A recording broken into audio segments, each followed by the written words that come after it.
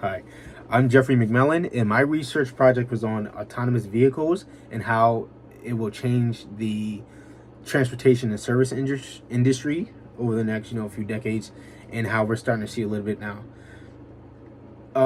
In a few articles, one by Nidhi Karla and Erica Groshin, I found that autonomous vehicles won't really eliminate all these jobs off immediately when it's first introduced, but over time we might see jobs starting to be replaced by autonomous vehicles, because most of the jobs that are driving jobs, like truck drivers, bus drivers, taxi drivers, they have some aspect of the job is where the people have to talk to each other.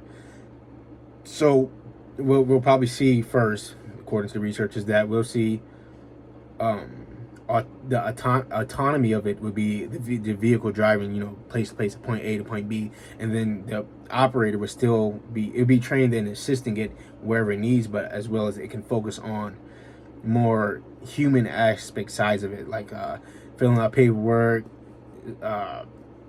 dealing with like dispatching and stuff like that, and even like customer assistance and sales and stuff like that. But that's where it will happen first, and then it might get on a broader scale for like those jobs like Uber and Lyft.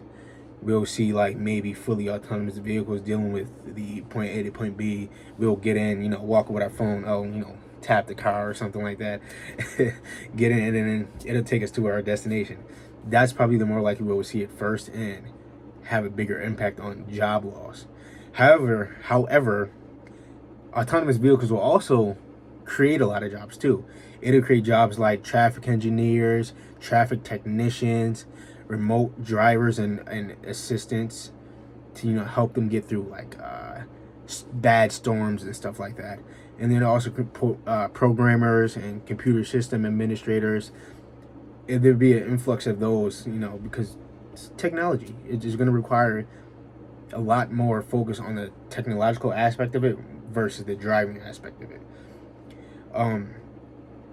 What I found interesting was in my research, I found that in an article by Jonathan Guerin, I found that some technology that might be in autonomous vehicles but not necessarily specifically meant for autonomous vehicles, but I found that there's these conditions while we're driving. The research says that during brief drivings, we have the thermal surroundings around us have a bigger impact on our drowsiness compared to the length of the drive. So there's going to be monitoring systems that would monitor the thermal surroundings, as well as how our body reacts to that, as well as a facial action coding system.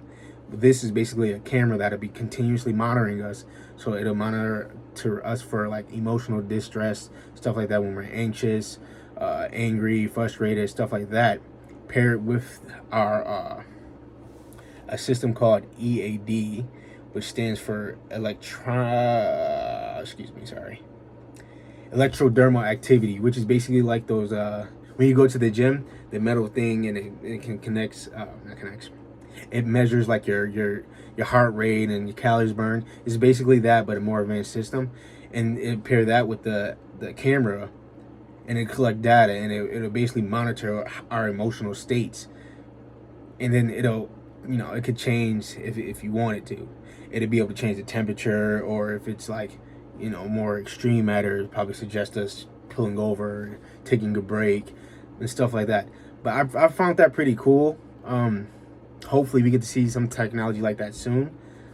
But for right now, that's some pretty cool technology.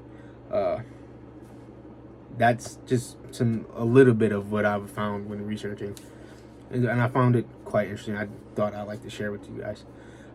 Hopefully you learn something cool, something new about autonomous vehicles. Thank you. That's all.